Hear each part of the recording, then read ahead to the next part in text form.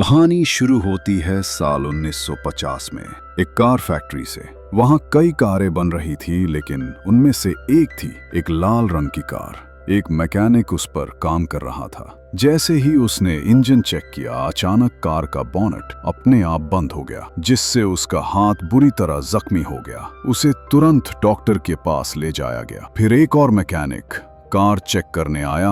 वो कार के अंदर बैठा ही था कि उसकी सिगार की राख सीट पर गिर गई। कई घंटे बीत गए और फैक्ट्री का काम खत्म हो गया। सब अपने घर लौट रहे थे, लेकिन रास्ते में सुपरवाइजर ने देखा कि उस लाल कार की लाइट अब भी जल रही है। जैसे ही उसने दरवाजा खोला, अंदर से उसी मैकेनिक की लाश गिर पड़ी। अब हम मिलते हैं एक लड़के डेनिस से, जो अपने दोस्त अर्नी के घर आता है।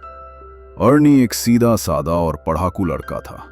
दोनों एक दूसरे से बिल्कुल अलग थे, फिर भी जल्दी ही अच्छे दोस्त बन गए। आज उनका स्कूल का पहला दिन था। स्कूल पहुंचकर अर्नी ने लॉकर से अपनी नई किताबें निकाली। तभी उसकी नजर एक नई लड़की ली पर पड़ी, जिसकी खूबसूरती ने पूरे स्कूल को दीवाना बना दिया। स्कूल से लौटते वक्त अर्नी ने रास्ते में एक लाल पुरानी कार देखी। वो वही कार थी जो हमने फैक्ट्री में देखी थी, लेकिन अब उसकी हालत बहुत खराब थी। पर अर्नी को वो कार पहली ही नजर में पसंद आ गई। तभी वहां कार का मालिक जॉर्ज आया। उसने बताया कि इस कार का नाम क्रिस्टीन है और ये उसके भाई की थी, जो कुछ हफ्ते पहले मर गया। जॉर्ज इस कार से पीछा छुड़ाना चाहता था, इसलिए उसने इसे सिर्फ $250 में बेचने का फैसला किया। डेनिस ने अर्नी को समझाया कि इतनी खराब कार पर पैसे मत खर्च करो, लेकिन अर्नी ने बिना सोचे समझे वो कार खरीद ली। जब वो शाम को घर पहुंचा तो उसके माता पिता को ये बात पता चली और उसकी मां ने उसे डांटा, लेकिन अर्नी ने किसी की नहीं सुनी, क्योंकि वो कार उसने अपनी बचत से खरीदी थी। फिर भी उसकी मां ने कहा कि ये कार इस घर में नहीं रह सकती, तो अर्नी डेनिस को लेकर एक गैराज गया। वहां उन्हें गैराज का मालिक विल मिला, एक रूखा और घमंडी बूढ़ा। चश्मा नहीं लगाता था और बिल्कुल बदला बदला लगता था वो डेनिस से ज्यादा। बात किए बिना सीधा गैराज चला गया। उसकी मां ने उसे रोकने की कोशिश की, लेकिन अर्नी ने अनसुना कर दिया। फिर मां ने डेनिस से कहा कि वो बहुत परेशान है, क्योंकि उसे पता चला है कि कार के पिछले मालिक की मौत उसी कार में दम घुटने से हुई थी। सुनकर डेनिस जॉर्ज से मिलने गया। जॉर्ज ने बताया कि उसका भाई जब ये कार लाया था तब से पागल सा हो गया था। उसी कार में उसकी पत्नी और बेटी की भी मौत हो गई थी, और उसके बाद उसके भाई की भी।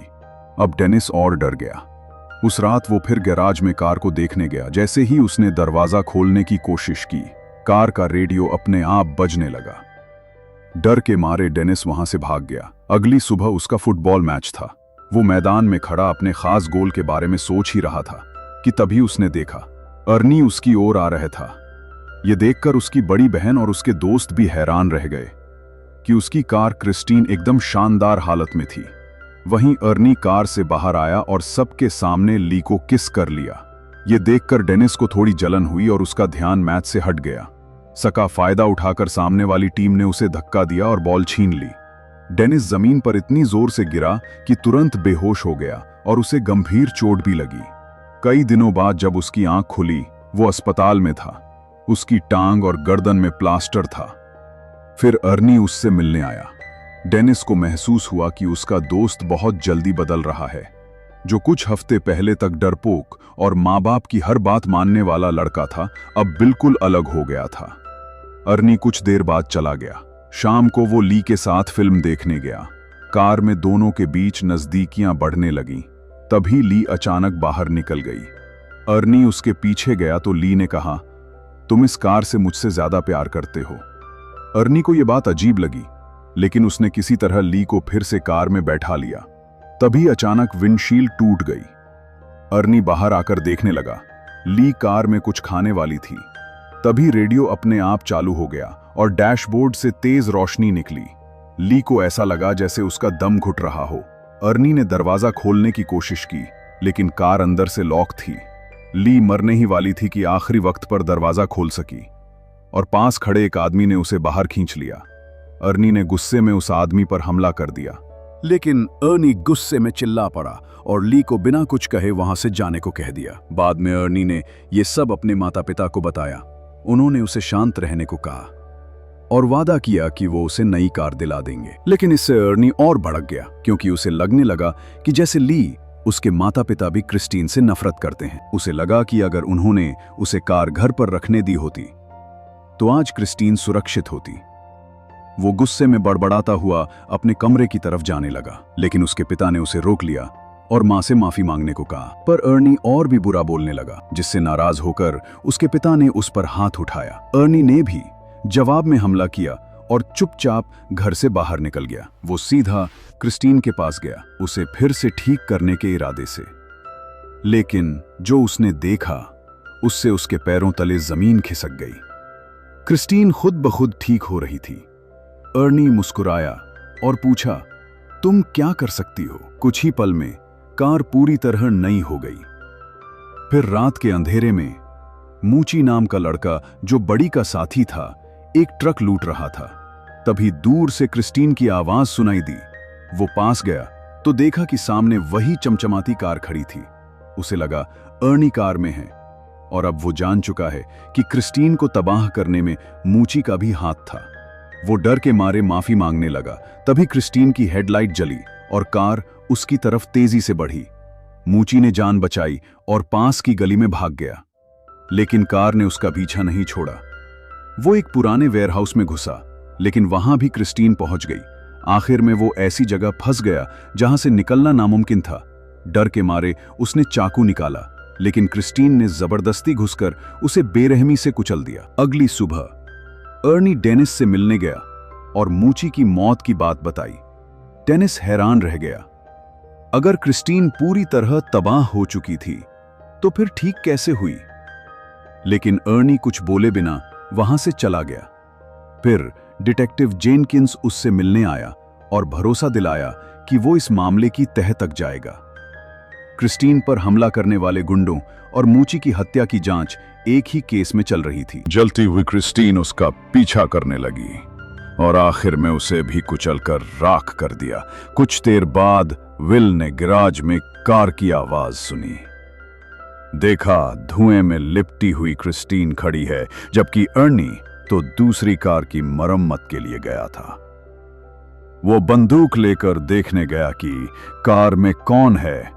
जब दरवाजा खोलने लगा तो गर्म था। उसने कपड़े की मदद से खोला, लेकिन अंदर कोई नहीं था।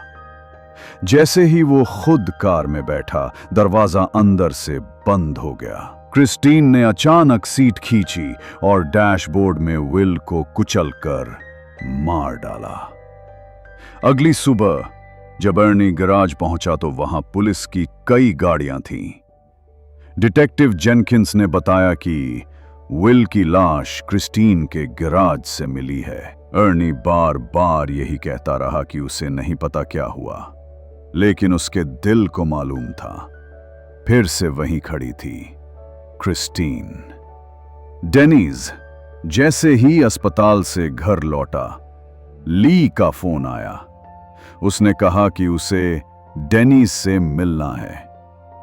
ली ने बताया कि उसे लगता है कि क्रिस्टीन ने अर्नी के दिमाग पर काबू पा लिया है और अब अर्नी उसकी दीवानगी में पागल होता जा रहा है, कुछ भी कर गुजरने को तैयार है। डेनिस ने कहा कि अर्नी खुद ऐसा नहीं कर सकता, लेकिन अगर क्रिस्टीन ने उसे कंट्रोल कर लिया है तो उसे खत्म करना बहुत जरूरी है। इसके बाद ली घर चला गया, लेकिन कुछ देर में अर्नी क्रिस्टीन में बैठकर वहां पहुंच गया और डेनिस को ड्राइव पर चलने को कहा। डेनिस नीचे आया, लेकिन अर्नी का बर्ताव फिर से अजीब था। अचानक वो तेज रफ्तार में गाड़ी चलाने लगा और फिर स्टीयरिंग छोड़ दी। डेनिस डर गया।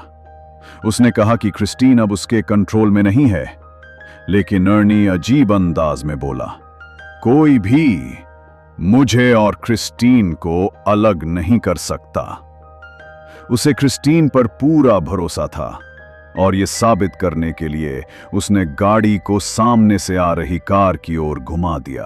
अगले दिन डेनिस ने क्रिस्टीन के बोनट पर एक नोट छोड़ा जिसमें अर्नी को शाम को गैराज में मिलने बुलाया। शाम को डेनिस और ली वहां इंतजार कर रहे थे, लेकिन अर्नी नहीं आया। लेकिन क्रिस्टीन ने रिवर्स लेकर उसे कुचलने की कोशिश की, लेकिन ली सही समय पर बच गया और कार एक पिलर से टकराकर फंस गई उधर। डेनिस ने इस मौके का फायदा उठाया, एक्सकोवेटर स्टार्ट किया और क्रिस्टीन की तरफ बढ़ा।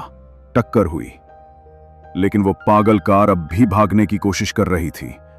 क्रिस्टीन फिर से ली की तरफ बढ़ी, लेकिन इस बार डेनिस ने पीछे से उसे एक्सकोवेटर के हैंडल से कुचल दिया। इस हमले से क्रिस्टीन की ताकत थोड़ी कम हुई। ली भी फौरन डेनिस के पास पहुंचा, लेकिन तभी क्रिस्टीन खुद को दोबारा ठीक करने लगी। अब उसे हमेशा के लिए खत्म करने के लिए डेनिस ने बुलडोजर चला दिया और क्रिस्टीन को पूरी तरह कुचल दिया। वो अब भी बचने की कोशिश कर रही थी, लेकिन इस बार वो पूरी तरह खत्म हो गई। लड़ाई का अंत हो चुका था। अगले दिन डेनिस और ली डिटेक्टिव जेनकिंस से जंकयार्ड में मिले। वहां उन्होंने देखा कि क्रिस्टीन सिर्फ कबाड़ बन चुकी थी। तीनों वहां से चले गए, लेकिन तभी देखा कि क्रिस्टीन का एक छोटा टुकड़ा खुद ब खुद हिलने लगा, यानी वो शैतान कार अब भी जिंदा थे। तो आपका ड्रीम कार कौन सी है? कमेंट्स में जरूर बताना। मिलते हैं अगले वीडियो में।